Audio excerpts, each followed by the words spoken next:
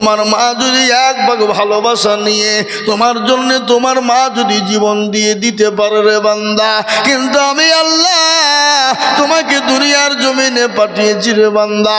আমি আল্লাহ তোমার মায়ের গর্ভের ভিতরে আশ্রয় দিলাম রে বান্দা। ও বান্দা সেটা নয়, আমি আল্লাহ তোমার মায়ের গর্ভে তোমাকে খাবার দিয়েছি। আমি আল্লাহ যদি ইচ্ছা করে দিতাম তোমার মায়ের গর্ভে তোমার জবানটাকে বন্ধ করে দিব। আমি আল্লাহ যদি ইচ্ছা করতাম রে বান্দা তোমার চোখ দুটো কেড়ে নিব। আমি আল্লাহ যদি ইচ্ছা করতাম তোমার হাত পা দুটোকে ন্যাংরা করে দিব।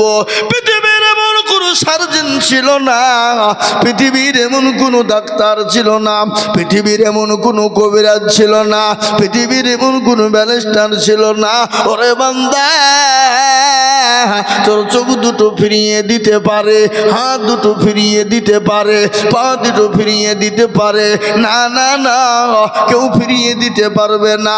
ও বান্দা তুমি মনে মনে করো দুনিয়ার জমিনে এসেছি, আর হয়তো মরবো না, মরবো না, আর হয়তো আমাদের মৃত্যু হবে না, কিন্তু শুনে না আমি আল্লাহ তোমার কখন কোন টাইমে মৃত্যু দিব, কখন কোন সময়ে তুমি মরবা, কোথায় মরবা, কোন জায়গায় মরবা, কিভাবে মরবা, কি ইচ্ছায় মরবা।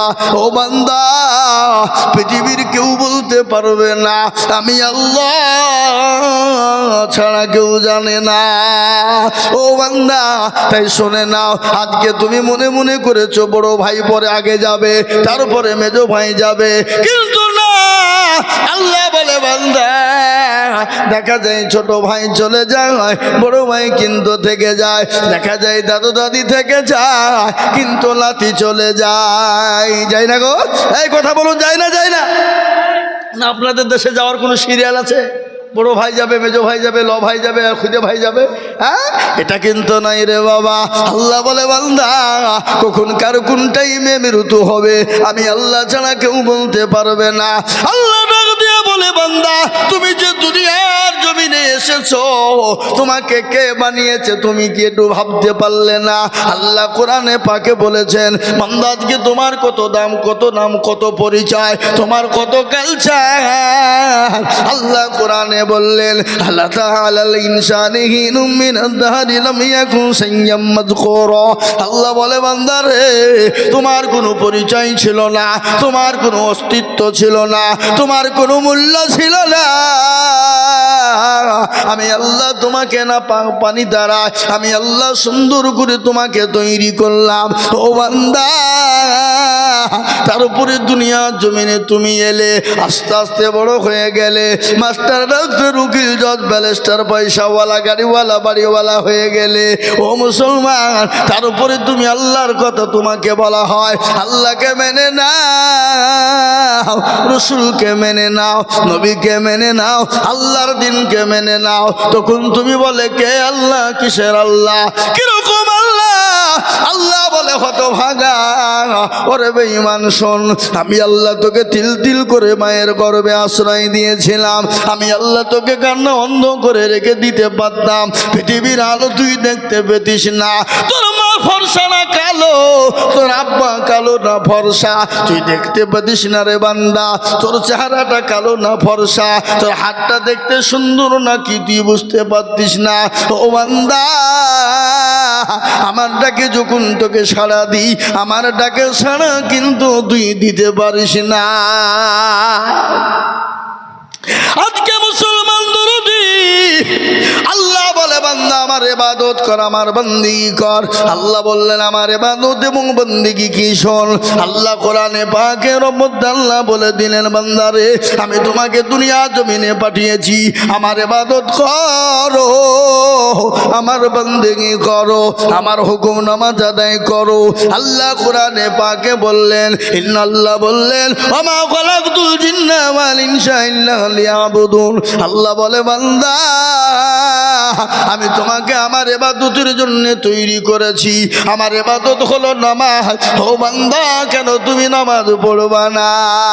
আজকে মসজিদ আজান হয়, তাই না গো? মসজিদ আজান হয় হাইয়া আলাস সালাহ, আর আমরা বলি আমরা পারলুম না, ইমাম তোরা দুজনেই চালা। ওই মুসলমান যুবক আজ আপনাদের আমাদের সম্পর্কে দুটো কথা বলে দিয়ে যায় যে যুবকদেরকে দুনিয়ার জমিনে সবাই পছন্দ করে, আমার আল্লাহও পছন্দ করে। আল্লাহ বলে, যুবক রে, তুই একবার যদি আমার দরবারে সেজদা দিয়ে আমার কাছে ক্ষমা চাস, আমি ও যুবক, আমি তোর ওপর খুশি হয়ে যাই। কিন্তু আমাদের যুবকরা নামাজ পড়ে না, সেজদা করে না। আমাদের যুবকরা রাত্রির বেলায় 12টা 1টা 2টো পর্যন্ত মোবাইল চালায়, ফ্রি ফায়ার পাবজি গেম খেলে, আর মসজিদে আজান হয় বলে আসসালাতু খায়রুম মিনান নাওম। ও মুসলমান গো, নামাজ হলো ঘুমের থেকে উত্তম। কিন্তু এই মুসলমান, ও মুসলমান শুনে না, গরু ছাগল ভেড়া মুরগি উট দুম্বা ছাগল যত রয়েছে পশু পাখি আপনার মাঝ পর্যন্ত রাত্রিবেলায় যখন ফজরের আজান হয়ে যায়, ও গরু বলে আমি গুহালে থাকবো না, মুরগি বলে আমি দরমাতে খুন্নাতে থাকবো না, মাছ বলছে আমি আর চুপ করে থাকবো না, ছাগল গরু ভেড়া মুরগি বলছে আমি আর থাকবো না। ও মুসলমান, আর যারা সৃষ্টির সেরা জীব এই মানুষ বেলা 8টা 9টা না হলে বিছান ছাড়ে না। ঠিক কিনা জোরে বলুন, ঠিক কিনা জোরে বলুন। 8টা 9টা পর্যন্ত আমাদের যুবকরা, আমাদের দেশের মানুষেরা ঘুমায়। হ্যাঁ মুসলমান, তুমি মনে মনে করো মরতে মনে হয় হবে না, কিন্তু একবার মরে দেখো ওই কবর আছে না নাই জোরে বলুন। কথা কন না কেন? আপনাদের দেশে মানুষ মারা গেলে কি করে? ভাসিয়ে দেয় নাকি? হ্যাঁ, কবর আছে না? আর কবর প্রতিদিন ডাকে না, জোরে বলুন, ডাকে না? ডাকে না? প্রতিদিন কবরে ডাকে। কবর বলে আমি কিড়া মাকুড়ের ঘর, আমি পোকা মাকুড়ের ঘর, আমি একা একা ঘর, আমি কাউকে চিনি না, আমি কাউরির চেহারা দেখব না, আমি কাউরির গাড়ি বাড়ি দেখব না, আমি কাউরের সধর সম্পদ দেখব না, আমি কাউরের বাড়ি গাড়ি দেখব না, আমি কাউরির জ্ঞান দেখব না, আমি কাউরির চাকরি দেখব না, আমি দেখবো ইন্নাল্লাযীনা আমানু ওয়া আমিলুস সলিহাত। যারা ভালো আমল করবা, ভালো কাজ করবা, আমার আল্লাহ বললেন আমার বান্দার জন্য কবরে সুখময় জায়গা হবে। কোরআন, যারা ভালো আমল করবে, ভালো কর্ম করবে, তাদের জন্য কবর কি হবে? সুখময় হবে না? হবে না? তোরা বলুন, হবে কি না? আর ওই কবরে প্রতিদিন ডাকে কিনা? কথা কন না কেন? কবরে ডাকে না? ডাকে না? প্রতিদিন ডাকে। দেখেন মুফতি সাহেব, আমি আজিজুল হক যদি মিথ্যা কথা বলি, ও মুসলমান, মুফতি সাহেবকে জিজ্ঞাসা করে দেখবেন আজকের এই জালসার সভাপতি যিনি মুফতি সাহেব, তিনি মুফতি সাহেবকে জিজ্ঞাসা করুন ওই কবরে প্রতিদিন ডাকে রে বাবা। কারো ভরসায় আছো রে মন, কেসের এত মায়া, এত সাদের বাড়ি তোমার ভেঙে যাবে বাসা।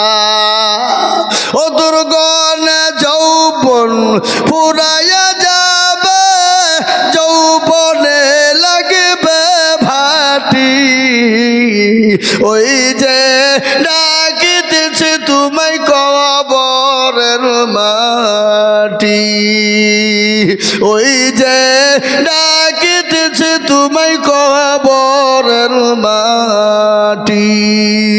সন্ধ্যার আগে যেদিন ডুবিবে বেলা, সন্ধ্যার আগে যেদিন ডুবিবে বেলা,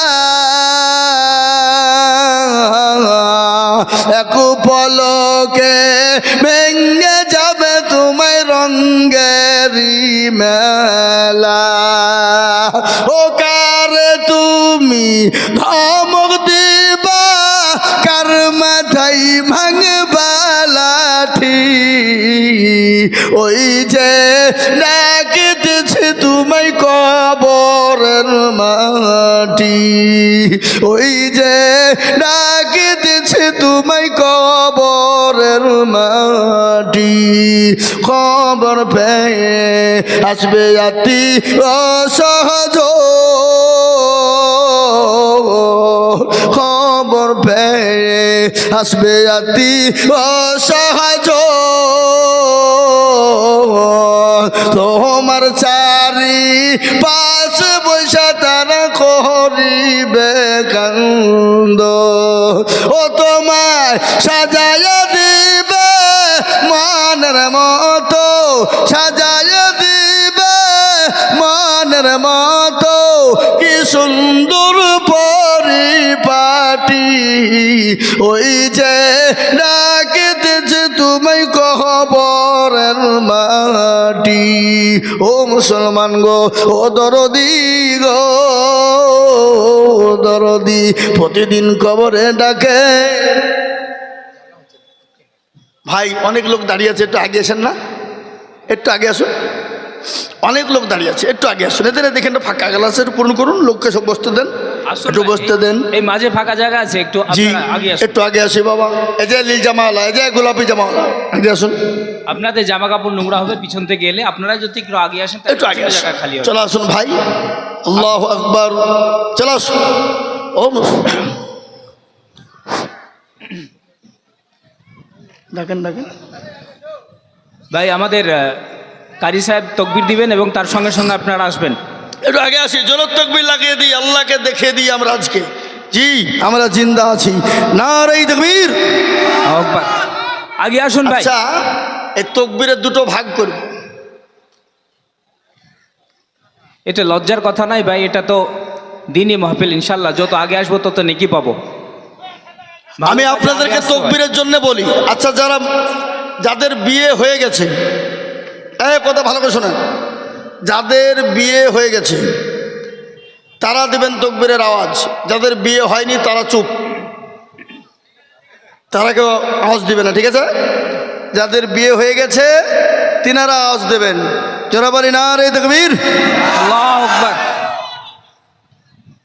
এগুলো হলো বিয়ে হওয়া এবার যাদের বিয়ে হয়নি তাদের দেখে কার আওয়াজ বেশি যদি বিয়েওয়ালাদের থেকে যদি আওয়াজ কমে যায় তো এদেরকে এমন ড্যামেজ করব আজকে আমি কি বুঝলেন আল্লাহু আকবার একবার দেখি এবার যারা বিয়ে হয়নি তারা একবার তাকবীর দিয়ে দিই দেখি নারে তাকবীর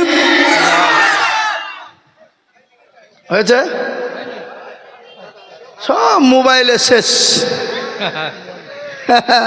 কি বুঝলে মোবাইলে শেষ আর সব কাঁচা বুট খাওয়া লোক হ্যাঁ কুসরের গুড় খাওয়া লোক নাকি কুসরের গুড় খেজুরের গুড় আর এখন তো ভাবছি সব ওই যে রেস্টুরেন্ট হয়েছে রাস্তার ধারে কি বুঝলেন লুচি লুচি ফুলকো লুচি হ্যাঁ হাই রে লুচি খা লুচি এখনকার যুবকরা সব খাইছে আর গলার আওয়াজ জন্য দিনের দিন ওদের বসছে কি একবার সবাই মিলে দিয়ে বলি না রে শয়তান পালাবে না এই মুসলমানদের নারাই তাকবীরের ধ্বনিতে ভারতবর্ষ থেকে ইংরেজকে তাড়িয়ে দিয়েছিলাম না দিই নাই জোরে বলুন ইংরেজ পালিয়ে যেতে দিশা পাই নাই 7 সমুদ্র 13 নদী পার করে দিয়েছিলাম মুসলমান আমরা নারাই তাকবীরের ধ্বনি দিয়ে আজকে যারা ইসলামকে নিয়ে চক্রান্ত করতে চাইছে মসজিদে ঢুকে জোর জুলুম জয় শ্রীরাম বলছে আমাদের কাছে তরবারি নেই লাঠি ছুটা নেই